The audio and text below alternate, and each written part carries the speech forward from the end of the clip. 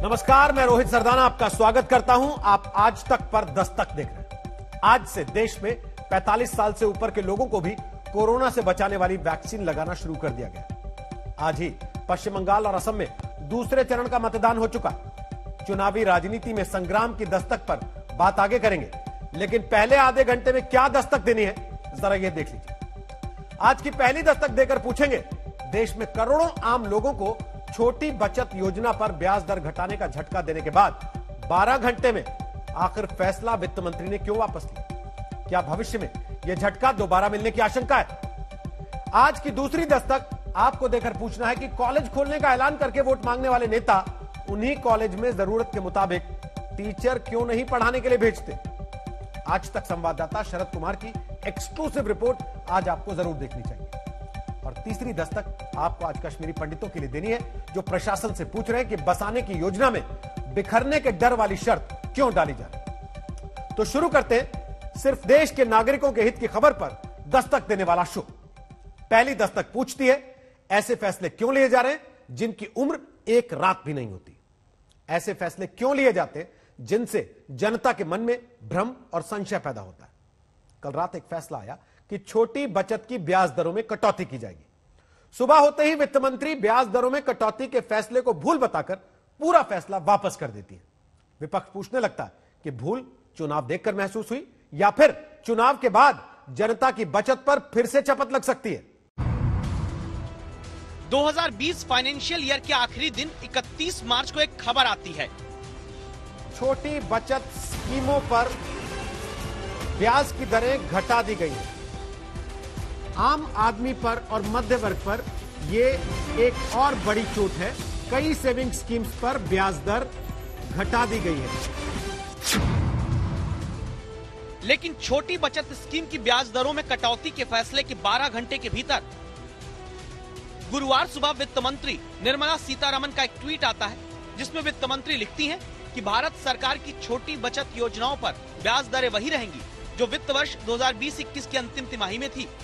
गलती से जारी हुआ आदेश वापस ले लिया गया है। अब यहाँ पर सवाल उठता है कि देश में करोड़ों मध्यम वर्गीय, लोअर मिडिल क्लास, ग्रामीण, अर्ध शहरी, कस्बों में रहने वाले नागरिक पीपीएफ, किसान विकास पत्र, सुकन्या समृद्धि योजना, सीनियर सिटीजन सेविंग स्कीम जैसी जिन 9 छोटी बचत योजनाओं में अपना पैसा निवेश करते हैं, उनकी ब्याज दरों में 1% से ज्यादा तक की कटौती का ऐसा फैसला भूल से क्यों लिया गया, जिसकी उम्र एक रात भी नहीं रही?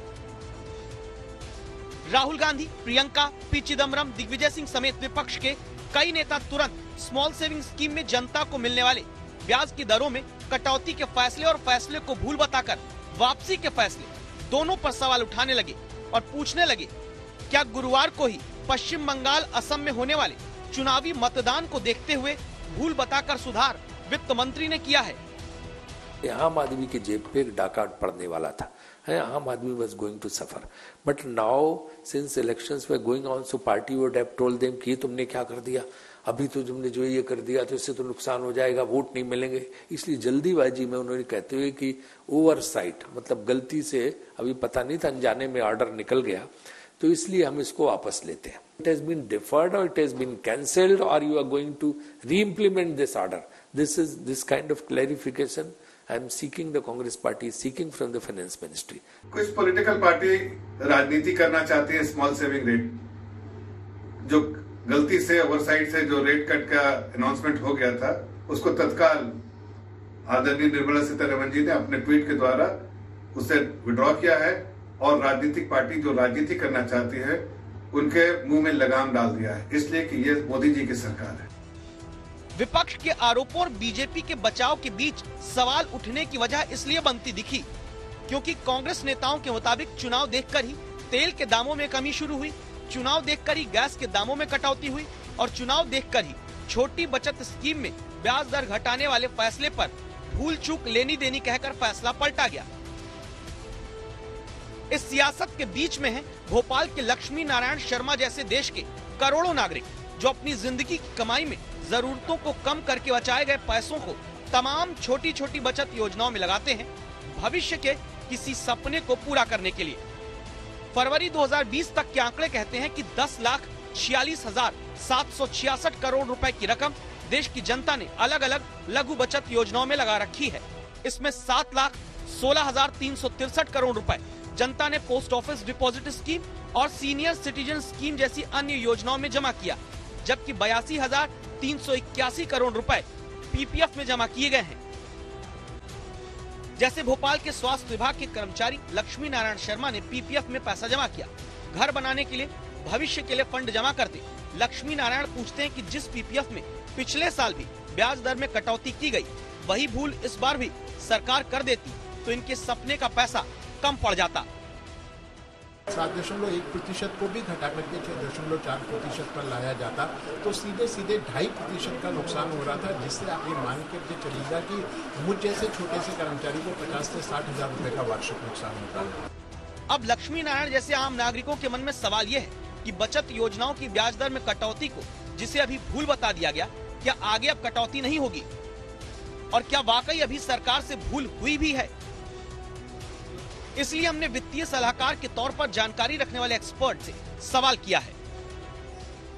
हर 3 महीने में समीक्षा की जाती थी, लेकिन क्योंकि एक साथ कर दी गई थी एक बड़ी कटौती, 2020 में ही सरकार ने कर दिया था, अनाउंस कर दिया था, तो ये उम्मीद की जा रही थी कि ये समीक्षा की जाएगी इस वर्ष में। लेकिन उसका समय जो चुना गया वो कल, क्योंकि 1 अप्रैल से ये क्वार्टर शुरू हो रहा था, तो ये अनाउंस कर दिया गया। तो प्रथम दृष्टया मुझे ऐसा नहीं लगता कि ये ओवरसाइट से हुआ होगा। एक समीक्षा होनी थी, ज्यादा से ज्यादा ये हो सकता था कि इस क्वार्टर में न होके वो अगले क्वार्टर में की जाती। यानी ये आशंका खत्म नहीं हुई कि अगली तिमाही में दोबारा भोपाल की ऋतु प्रजापति जैसे आम लोगों की बचत योजना में लगाई गई मेहनत की कमाई पर मिलने वाली ब्याज दरें घट सकती हैं, जो फिलहाल भूल स्वीकार करने वाली वित्त मंत्री का शुक्रिया करती हैं। एफडी अपन सोच के रखते हैं कि हम अपने फ्यूचर में उसको इन्वेस्ट करेंगे या घर लेने के लिए, बहुत सारी चीजों के लिए बहुत फर्क पड़ जाता है उसमें। हम सरकार ने जिस हिसाब से अपना फैसला वापस लिया, उनका मैं शुक्रगुजार करती हूँ। आम आदमी ने अभी तो राहत की सांस ले ली, लेकिन चिंता की बात यह है कि जब महंगाई दर औसत 5% हो और बचत योजनाओं में ब्याज दर औसत 5% के आसपास, तो आम आदमी कमाएगा क्या, खाएगा क्या, बचाएगा क्या और जीवन चलाएगा क्या? दूसरी चिंता इस बात की कि जब बैंकों में पैसा जमा करने के बदले ब्याज दर सिर्फ औसत 3% ही हो और जब लघु बचत योजनाओं में पैसा जमा करने के बदले ब्याज दरों में कटौती की आशंका बनी रहे, तो आम आदमी भविष्य के लिए पैसा कहां बचा कर रखे जिससे जिंदगी भी चले और जरूरतें भी पूरी हो। कुछ लोगों के मन में एक विचार ये भी है कि फिर तो आम आदमी को बाजार में पैसा लगा देना चाहिए, लेकिन क्या ये देश के गांवों, कस्बों, अर्ध शहरी इलाकों में रहने वाले मिडिल क्लास, निम्न मध्यम वर्गीय नागरिकों और वरिष्ठ नागरिकों के लिए आसान होगा? वित्तीय सलाहकार एक खतरा जताते हैं। ऐसी सिचुएशन में जब वो देखेगा कि हमारे पैसे कम हो रहे हैं, ब्याज कम हो रहा है, तो वो विकल्प के रूप में अलग अलग एवेन्यूज पे ध्यान देने लगेगा, और वो एवेन्यूज जो होंगे वो रिस्क और जोखिम से जुड़े होंगे, जिसमें कोई संशय नहीं है। मार्केट लिंक होगा। और हमें ये नहीं भूलना चाहिए कि मार्केट लिंक्स में काम करने वाले सारे लोग शिक्षित नहीं होते, और ऐसे लोग जो कि शिक्षित नहीं है, जानकार नहीं है, अप्रोप्रिएट उनके पास एक्सेस नहीं है, वो लोग धोखा खा सकते हैं। इसीलिए आज की दस्तक यही है कि ऐसी लोकप्रिय बचत योजनाएं जिनसे आम आदमी का वर्तमान और भविष्य दोनों जुड़ा हो, उनमें रेट कट की कैंची चलाने की भूल ना की जाए। भोपाल से रवीश पाल सिंह के साथ आनंद पटेल, दिल्ली आज तक। देश में हर साल करीब 1 करोड़ युवा ग्रेजुएट हो जाते हैं, लेकिन नौकरी सबको नहीं मिलती। इसके 2 कारण होते हैं। पहला कारण रोजगार के मौके सरकार की तरफ से पैदा ना करना, और दूसरा कारण रोजगार लेने लायक शिक्षा ही ना देना। यह नौबत कैसे आती है, इसके लिए राजस्थान की कहानी आज आपको देखनी चाहिए, जहां मुख्यमंत्री अशोक गहलोत यह कहते नहीं थकते कि उन्होंने 150 से ज्यादा कॉलेज खोल दिए। लेकिन मुख्यमंत्री जी ध्यान दीजिए, जहां कॉलेज खोले हैं वहां टीचर भी तो दीजिए।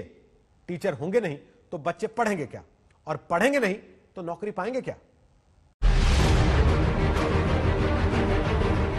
आज तक संवाददाता शरद कुमार की रिपोर्ट में आज आप देखेंगे ऐसा कॉलेज जहां बाबू ही प्रिंसिपल है, बाबू ही लेक्चरर और बाबू ही चपरासी। ऐसा कॉलेज जहां प्राथमिक स्कूल की पुरानी बिल्डिंग में डिग्री कॉलेज खोल दिया गया, शिक्षक महीने में उधार पर पढ़ाने आते हैं। ऐसा कॉलेज जहां बिजली है नहीं और कंप्यूटर की शिक्षा अनिवार्य है। और ऐसा भी कॉलेज जहां छात्राओं के लिए शौचालय तक की सुविधा नहीं और सपने सरकारों के बड़े बड़े। जैसे ये कबूतर गलियारे में गुटरगू करता है और मौका पाकर उड़ जाता है, ठीक किस तरह राजस्थान में नए नए कॉलेज का ऐलान करके संसाधन के नाम पर सरकारी दावे भी उड़न छू हो चुके हैं। तभी तो राजधानी जयपुर के पास ही वो स्कूल जिसके कई कमरों की छत आंधियों में उड़ चुकी है, वहाँ कहने को सरकार फाइलों में राजकीय महाविद्यालय पागी चला रही है। सच्चाई दिखाने संवाददाता शरद कुमार पहुँचे हैं। 2 साल पहले राजस्थान सरकार ने फागी में कॉलेज खोला था। ये कॉलेज है जो पुराना प्राथमिक स्कूल था जो बंद हो गया था, उसे कॉलेज में बदल दिया गया।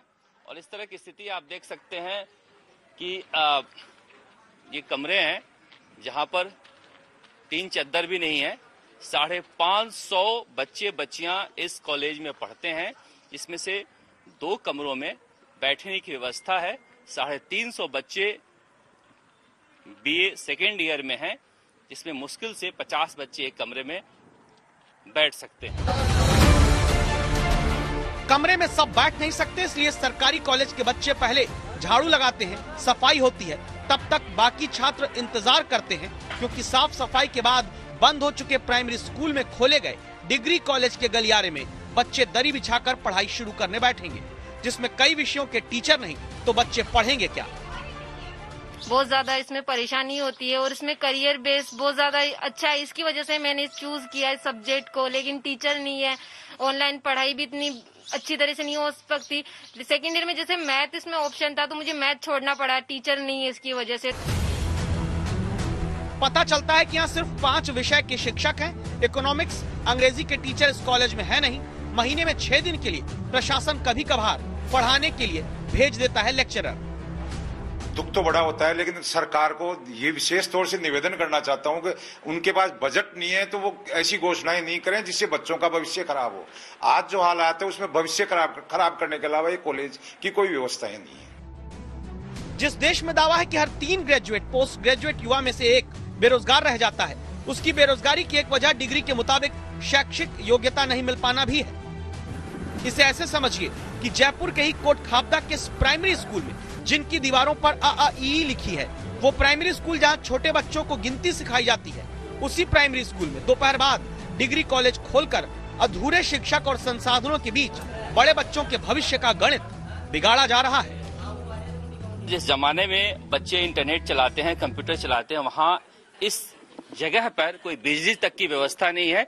कंप्यूटर की पढ़ाई कंपलसरी है, मगर कहीं कंप्यूटर तक की व्यवस्था नहीं है। टीचर और लेक्चरर की व्यवस्था तो छोड़ दीजिए। संवाददाता शरद कुमार को छोड़ दीजिए शब्द इसलिए कहना पड़ा है क्योंकि 5 विषय पढ़ाने वाले कॉलेज में सिर्फ 3 टीचर आते हैं। बाकी पढ़ाने के लिए निशा कुमारी जैसी छात्राओं को सरकारी सिस्टम ने बड़ा आत्मनिर्भर बना दिया है। निशा, क्या सब्जेक्ट है आपका? मेरा हिस्ट्री, पॉलिटिकल, ज्योग्राफी। ज्योग्राफी के टीचर नहीं तो कैसे पढ़ती हैं? अभी लगाए हैं टीचर, वैसे खुद से पढ़ते हैं। इस कॉलेज में भी महीने में 6 दिन के लिए रिक्वेस्ट करने पर उन विषय के शिक्षक कभी कभार भेज दिए जाते हैं जो है ही नहीं। तो ऐसी हालत में बिजली न होने और छात्राओं के लिए शौचालय की व्यवस्था तक न करने की शिकायत भी अब छोड़ ही दीजिए। यह हालत जयपुर की है तो प्रदेश के बाकी जिलों का हाल सोचिए। हकीकत ये कि राजस्थान में पहले खोले गए कॉलेज में 12,816 पोस्ट शिक्षकों की है, जिसमें से 6,223 पद खाली हैं। नए कॉलेज के पदों को जोड़ दे तो राजस्थान में उच्च शिक्षा में 60% से ज्यादा पोस्ट अध्यापकों की खाली है। प्रिंसिपल के करीब 300 पद में 275 खाली हैं। सिर्फ 25 पोस्ट भरकर एहसान किया गया है। और ऐसी भी हालत में मुख्यमंत्री अशोक गहलोत हर चुनाव में कॉलेज खोलना ही सबसे बड़ा काम बताते हैं। कोई क्षेत्र में अगर अगली बार 500 लड़के जा पड़ेगी स्कूल के अंदर, उन स्कूल को कॉलेज बना दिया जाएगा, ये मेरी घोषणा है। दरअसल ऐसे ही वादों पर जनता ताली बजाकर वोट देती है। फिर हालत क्या होती है इसके लिए बांसवाड़ा के कॉलेज चलते हैं, जहां एक बाबू के जिम्मे ही प्रिंसिपल का काम, वही बाबू प्रिंसिपल, वही बाबू शिक्षक, वही बाबू कॉलेज में चपरासी का काम भी करने को मजबूर हैं। जब ये हालत होगी कॉलेज की तो यहाँ से योग्य बच्चे नहीं बल्कि बेरोजगारों की फौज निकलेगी, जिनके लिए सत्ता फिर आगे बेरोजगारी भत्ते का चारा डालकर अपनी कुर्सी जमाए रखने की तैयारी रखती है। क्योंकि उधार के शिक्षकों के भरोसे खोले गए कॉलेज डिग्री के नाम पर कागज का टुकड़ा दे पाते हैं, शिक्षा और योग्यता नहीं। शरद कुमार, जयपुर, आज तक। जम्मू कश्मीर में कश्मीरी पंडित हमेशा सियासत का मुद्दा रहे। उन्हीं कश्मीरी पंडितों को घाटी में दोबारा बसाने के वादे सबने किए, लेकिन अब कश्मीरी पंडितों को घाटी में ही रोजगार देकर बसाने का जब सरकारी दावा होने लगा तो संवाददाता सुनील जी भट्ट की रिपोर्ट में एक नई कहानी सामने आ गई है, जिसमें कश्मीरी पंडितों को बसाने की योजना में बिखरने के डर वाली शर्त पर सवाल उठाए जा रहे हैं।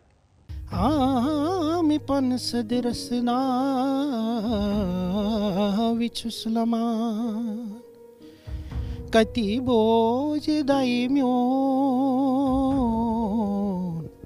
मितिदीता। जम्मू में विस्थापितों की कॉलोनी में रहने वाले कश्मीरी पंडित रवि रैना जो गीत गा रहे हैं, इसमें दर्द है और एक आकांक्षा। दर्द विस्थापन का और आकांक्षा दोबारा कश्मीर में अपने घर में बसने की।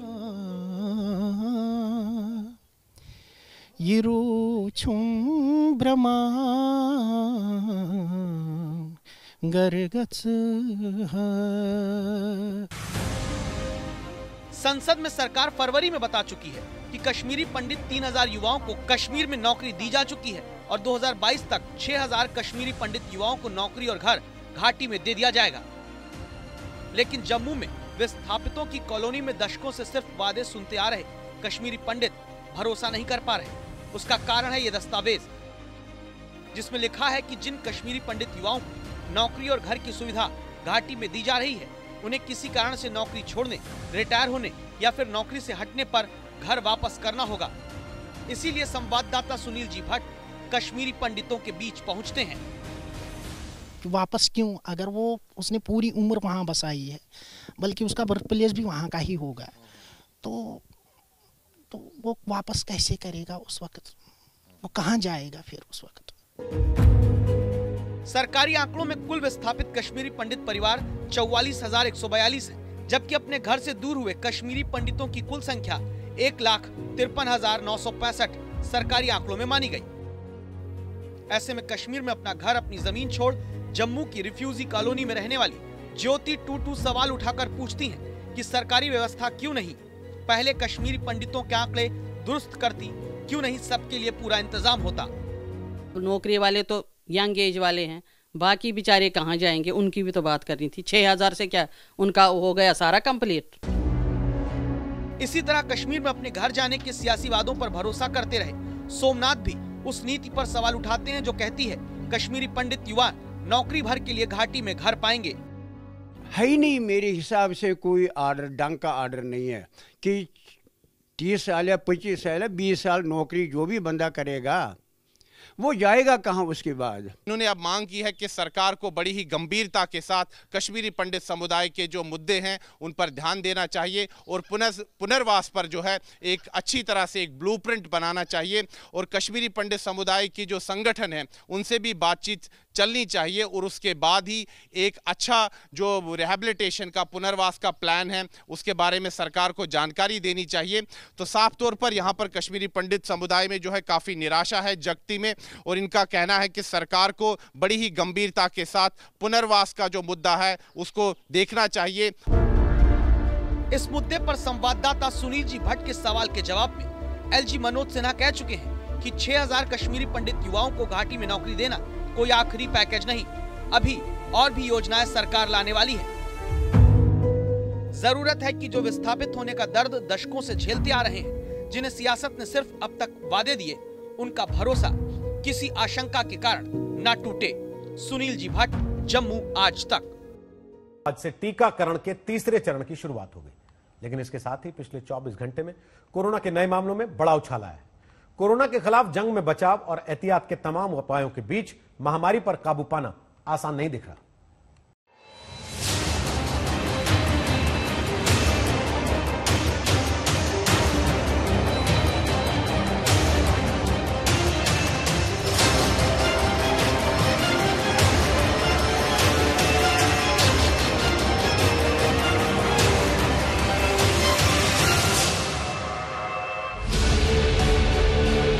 होली के त्योहार के बाद कोरोना के बढ़ते मामले हाहाकार मचा रहे हैं।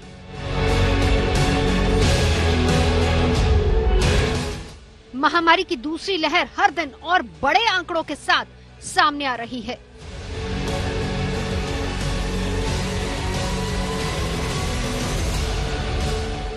देखिए पिछले 24 घंटे में कोरोना की तेज रफ्तार।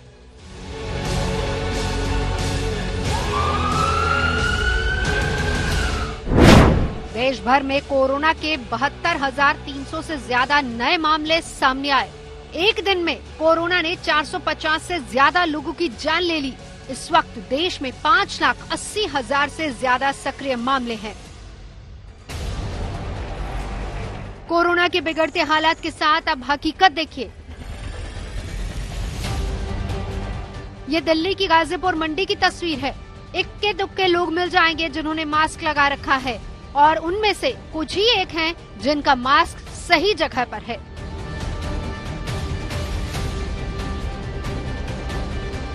सोशल डिस्टेंसिंग वाले प्रोटोकॉल का पालन यहाँ कैसे हो रहा है बताने की जरूरत नहीं है। यह हाल तब है जबकि राजधानी में कोरोना के मामले लगातार बढ़ रहे हैं।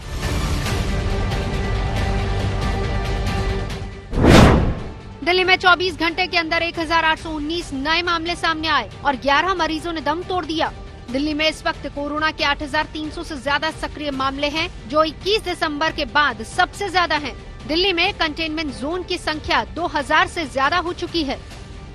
दिल्ली के साथ देश के दूसरे शहरों में भी कोरोना की वापसी डराने लगी है। इंदौर में एक दिन में 638 नए मामले सामने आए। 24 घंटे में कोरोना ने 5 लोगों की जान ले ली। मध्य प्रदेश के खरगोन की बात करें तो कोरोना के मामले में अचानक तेजी आई। जिले में सिर्फ 2 दिन के अंदर ही कोरोना के 241 केस सामने आए। जिले में इस वक्त 6,700 से ज्यादा सक्रिय मामले हैं और 117 लोगों की जान जा चुकी है। लोगों का कहना है कि कारोबारियों का इंदौर आना जाना होता है और वहीं से संक्रमण फैल रहा है। जिले में 395 कंटेनमेंट जोन हैं, जहां संक्रमित लोगों के घर पर पोस्टर लगाए गए हैं। मरीजों के 10 दिन तक बाहर निकलने पर पाबंदी लगा दी गई है। प्रशासन की तरफ से महाराष्ट्र से लगी सीमा को भी सील कर दिया गया है। ओडिशा में कोरोना के मामले रिकॉर्ड तोड़ रहे हैं। पिछले 24 घंटे में 297 नए मामले सामने आए, जो इस साल का सबसे बड़ा आंकड़ा है। चिंता की बात तो ये है कि महज एक हफ्ते में कोरोना के मामले दोगुने हो गए हैं। सबसे ज्यादा मरीज कालाहांडी जिले में निकले। ओडिशा सरकार ने किसी भी तरह के आयोजन में 200 से ज्यादा लोगों के जमा होने पर रोक लगा दी है। पंजाब में भी कोरोना का कहर कम होने का नाम नहीं ले रहा। पिछले 48 घंटे में पंजाब में 5,000 से ज्यादा कोरोना के मरीज सामने आए। चंडीगढ़ के कई इलाकों को कंटेनमेंट जोन घोषित कर दिया गया है। पिछले 24 घंटों में 2454 यानी कि 2,500 के करीब नए केस मिले हैं। जाहिर सी बात है, कोरोना की ये रफ्तार पंजाब में दिन प्रतिदिन लगातार बढ़ती जा रही है।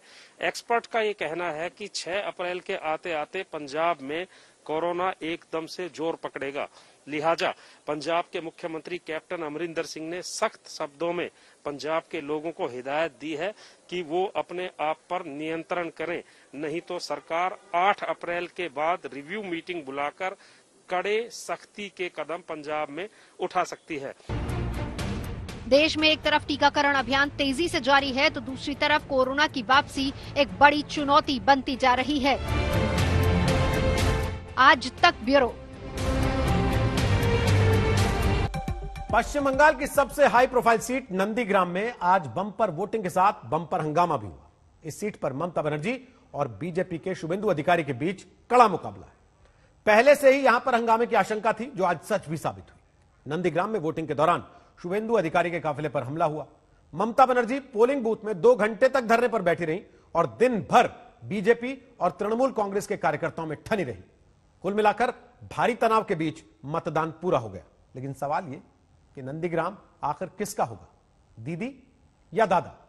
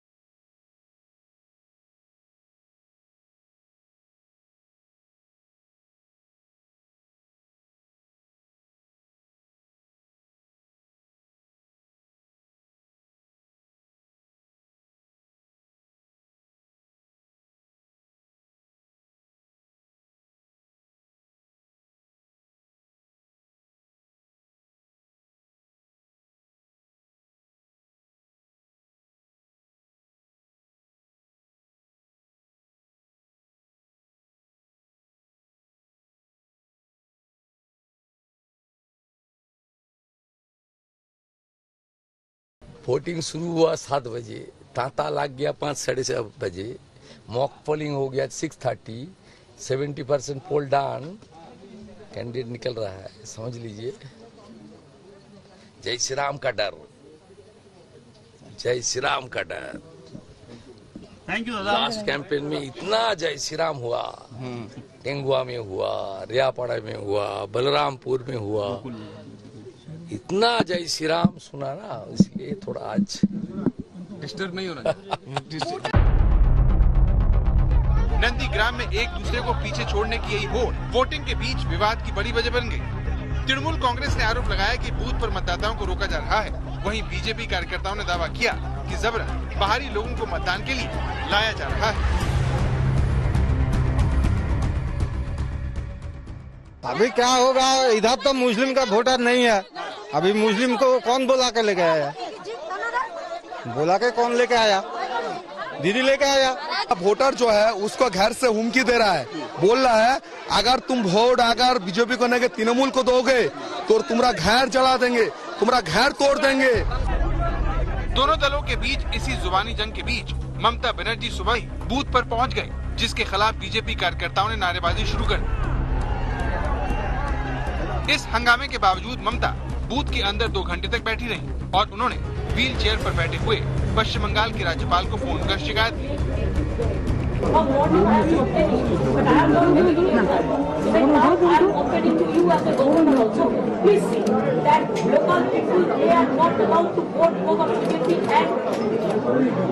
ममता जितनी देर तक बूथ में रही, बाहर जंग जैसा माहौल रहा। मैदान के एक छोर पर बीजेपी समर्थकों ने मोर्चा संभाल लिया तो दूसरे छोर पर तृणमूल कांग्रेस के कार्यकर्ता खड़े हो गए। जैसे ही इनकी किसी मांग को माना जाता है वैसे यहाँ पर तालियां बजनी शुरू हो जाती हैं, नारेबाजी शुरू हो जाती है। जैसे ही ये लगता है कि ठीक है, इक्वल संख्या में दोनों तरफ सुरक्षाकर्मी पहुंचे हैं और वहां पर पहुंचकर बातचीत कर रहे हैं, तो यहाँ भी इस समय नारेबाजी और उसके बाद जश्न सा होता है। लेकिन दोनों पक्षों में कोई भी पूरी तरीके से अभी तक पीछे हटने को तैयार नहीं हो रहा है और इसीलिए यहाँ की स्थिति बहुत ज्यादा विकट बनी हुई है। इस दौरान टीएमसी की महिला कार्यकर्ता सबसे ज्यादा आक्रामक दिखी, जिन्होंने बीजेपी उम्मीदवार शुभेंदु अधिकारी के खिलाफ नारेबाजी की। हो रही है सेंट्रल फोर्सेस और जो पुलिस है, खास तौर पर महिलाओं की तैनाती की गई है। यहाँ पर आप देखिए किस तरह महिलाओं को धीरे धीरे भीतर भेजने की कोशिश हो रही है और यहाँ पर पुलिस भी है, जो सेंट्रल फोर्सेस की महिला जवान हैं, संयुक्त वाहिनी की महिला जवान है पैरामिलिट्री फोर्स की, उनको भी यहाँ पर तैनात किया गया और यह अभी रीइंफोर्समेंट भेजा गया है। रीइंफोर्समेंट भेजने के बाद ये स्थिति इस वक्त है कि लोग काफी हैं, कोशिश पुलिस की और सेंट्रल फोर्सेस की हो रही है। रैपिड एक्शन फोर्स के जवान भी इस वक्त आ गए हैं यहाँ पर, रैफ के जवान और ज्यादा संख्या में तैनात किए जा रहे हैं। पुलिस लगातार बीच में मौजूद है, किसी तरह का झमेला ना हो इसकी कोशिश यहाँ पर लगातार जारी है। और यही वो इलाका है, उस तरफ आप देखिए, उस तरफ जो है वो दूसरे पक्ष के लोग हैं और इस तरफ जहां हम हैं वो दूसरे पक्ष के लोग हैं। ऐसा शायद पहली बार हुआ होगा कि किसी राज्य की मुख्यमंत्री ने 2 घंटे तक बूथ पर धरना दिया। बीजेपी इसे उनकी हताशा करार दे रही है तो ममता बनर्जी जीत का दावा कर रही है। सफाया हो गया। करीबन 40 बूथ पर टीएमसी का दबदबा है। हमारा जो पकड़ है जो बूथ में, उसमें 90% क्रॉस कर जाएगा। दादा जो हम लोग का बूथ मैनेजमेंट बहुत तगड़ा है। BJP will not win the election. In Nandigram, I am telling you, 90% vote Trinamool Congress will win. The other parts also, the Chandipur, that Nandigram. चुनाव प्रचार शुरू होने से लेकर वोटिंग तक नंदीग्राम पर सबकी नजरें थी। शुभेंदु अधिकारी पहले ही ममता बनर्जी को हराने का दावा कर चुके हैं, इसीलिए ममता बनर्जी के लिए चुनाव उनके आत्मसम्मान से जुड़ा है। ऐसे में नंदीग्राम पर 2 मई तक सबका ध्यान बना रहेगा। नंदीग्राम से श्वेता सिंह और इंद्रजीत कुंडू के साथ अनुपम मिश्र, आज तक। नंदीग्राम में बीजेपी ममता बनर्जी के हारने का दावा कर रही है। प्रधानमंत्री ने भी इसी तरफ इशारा किया, लेकिन सबसे ज्यादा विवाद वोटिंग के दौरान प्रधानमंत्री की 2 रैलियों को लेकर हुआ। ममता ने सवाल उठाया कि चुनाव के दिन प्रधानमंत्री रैली कैसे कर सकते हैं। नंदीग्राम में जो हुआ वो हम सब ने देखा है। ये दिखाता है दीदी अपनी हार मान चुकी है। ये दिखाता है बंगाल में बीजेपी की सरकार बनने जा रही है। तो क्या नंदीग्राम से चुनाव लड़ना ममता बनर्जी की सबसे बड़ी सियासी भूल है? प्रधानमंत्री की बातें सुनकर तो यही लगता है जिन्होंने पश्चिम बंगाल के उलबेड़िया में ममता बनर्जी पर जोरदार हमला बोला और पूछा कि क्या वो एक और सीट से चुपचाप नामांकन करने वाली है। जरा बताइए ये अफवाह में कितनी सच्चाई है? यहाँ जो लोगों में कानाफूसी चल रही है कि आप अचानक किसी एक सीट पर आखिर में फॉर्म भरने जा रही हो, क्या ये सच्चाई है क्या? प्रधानमंत्री के इस बयान के जवाब में तृणमूल कांग्रेस की तरफ से कड़ी प्रतिक्रिया आई कि जब चुनाव प्रक्रिया जारी थी, वोटिंग चल रहा था, उस समय देश के प्रधानमंत्री अन्यत्र कहीं बोलते हुए उन्होंने क्या कहा? उन्होंने कहा कि कानाफूसी चल रही है कि ममता बनर्जी किसी और क्षेत्र से अपना पर्चा दाखिल कर सकती हैं, लेकिन जब वोटिंग चल रही हो उस समय देश के प्रधानमंत्री इस प्रकार का बयान दें, इस प्रकार का घटिया बयान दें, वोटिंग को प्रभावित करने के लिए, मैं समझता हूं कि इससे प्रधानमंत्री के पद की मर्यादा को ठेस पहुंची है। वहीं ममता ने प्रधानमंत्री पर यह कहते हुए निशाना साधा कि प्रधानमंत्री चुनाव वाले दिन पश्चिम बंगाल में चुनाव प्रचार कैसे कर सकते हैं। And every time, every election day, Narendra Modi is used to come to Bengal and give address. Why election day he will be campaigning?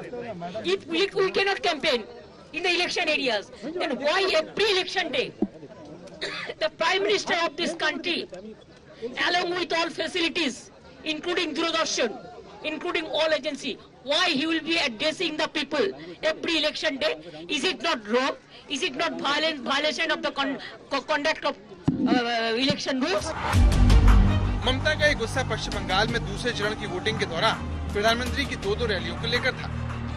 Narendra Modi ने पहले राज्य के जयनगर में 26 मिनट का भाषण दिया और फिर बंगाल के उलबेरिया में पश्चिम बंगाल के चुनाव को लेकर सबसे बड़ी भविष्यवाणी कर दी। कुछ समय में दीदी के फैसले बंगाल की राजनीति का सबसे बड़ा ओपिनियन पोल भी बन गया है और एग्जिट पोल भी बन गया है। दीदी का हर एक्शन देख लीजिए, सब कुछ स्पष्ट नजर आता है। शुरुआती रुख पता चला तो दीदी भवानीपुर सीट छोड़कर नंदीग्राम पहुंच गई। नंदीग्राम जाकर लगा और उन्हें लगा कि यहां आकर गलती कर दी है और अब तक का जो पोलिंग का मूड है, जो काम पूरा बंगाल करना चाहता था, वो आज नंदीग्राम पहले ही कर रहा है। प्रधानमंत्री ने अपनी बात को पुख्ता करने के लिए ममता से पूछा कि अगर उन्हें नंदीग्राम में हार का खौफ नहीं है तो फिर वो वहां पर 3 दिनों से क्या कर रही हैं? प्रधानमंत्री ने दावा किया कि नंदीग्राम में ममता की हार बीजेपी को लक्ष्य से आगे ले जाने में मददगार साबित होगी। बंगाल के लोग कह रहे थे कि बीजेपी इस बार 200 सीटें पार कर जाएगी, लेकिन पहले चरण में जिस तरह का दमदार शुरुआत बीजेपी ने की है, ये साफ है कि जनता की आवाज को ईश्वर का भी आशीर्वाद मिल गया है। बंगाल में बीजेपी की जीत का आंकड़ा 200 के भी पार जाएगा। पश्चिम बंगाल में अभी सिर्फ 2 चरणों के चुनाव पूरे हुए हैं। उससे पहले ही बीजेपी जीत के बड़े बड़े दावे कर रही है, जबकि ममता बनर्जी प्रधानमंत्री से लेकर गृह मंत्री अमित शाह पर आरोप लगा रही हैं। The Home Minister himself is instructed the CRPF, BSF and other jawans. We are proud of them. They are giving instruction to help only BJP. चुनाव में जीत हार होती रहती है, लेकिन बंगाल के महासंग्राम के नतीजे सारे देश की सियासत को बदलने की क्षमता रखते हैं। इसीलिए दोनों पार्टियां जीत के लिए कोई कसर नहीं छोड़ रही। नंदीग्राम से श्वेता सिंह और इंद्रजीत कुंडू के साथ अनुपम मिश्र, आज तक। तो दस्तक में आज के लिए इतना ही। कल आपसे फिर मुलाकात होगी एक नई दस्तक के साथ। तब तक के लिए अपना ख्याल रखिए। नमस्कार।